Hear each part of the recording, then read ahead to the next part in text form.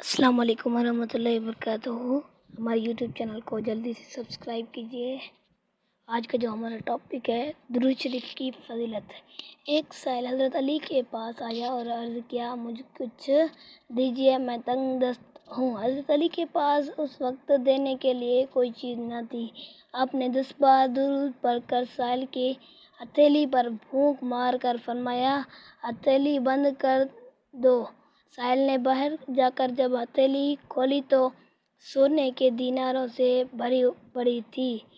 सैयदना अबू हुरैरा कहते हैं कि रसूल अकरम सल्लल्लाहु अलैहि वसल्लम ने फरमाया, मेरी कब्र को इबादतगाह ना बनाओ, मुझ पर दुरूद भेजो, बिलाशुबा तुम्हारा दुरूद मुझ तक पहुंचता है चाहे तुम जहाँ रहो।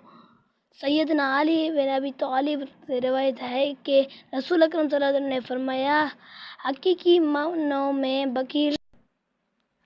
मानों में बकील वो शख्स है जिसके पास मेरा नाम का नज़करा हो लेकिन उसने मुझ पर दुरूद नहीं भेजा।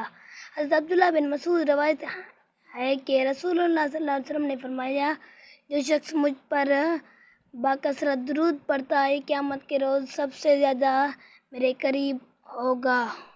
नबी करीम सल्लल्लाहु अलैहि वसल्लम ने इरशाद फरमाया, तुम्हारे दिनों में सबसे ज़्यादा अफजल दिन जुम्मे का दिन है। उस दिन कसरत से दुरूद भेजा करो क्योंकि तुम्हारे दुरूद मुझे पहुंचाया जाता है।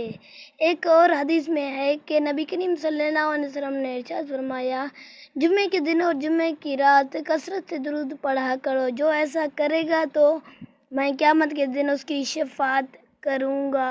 सैयदना अब्दुल्लाह बिन मसूद से मरवी है कि रसूल करम सल्लल्लाहु अलैहि वसल्लम ने फरमाया, क़यामत के दिन सबसे ज़्यादा मुझसे करीब वो लोग होंगे जो सबसे ज़्यादा मुझ पर दुरूद भेजते हैं।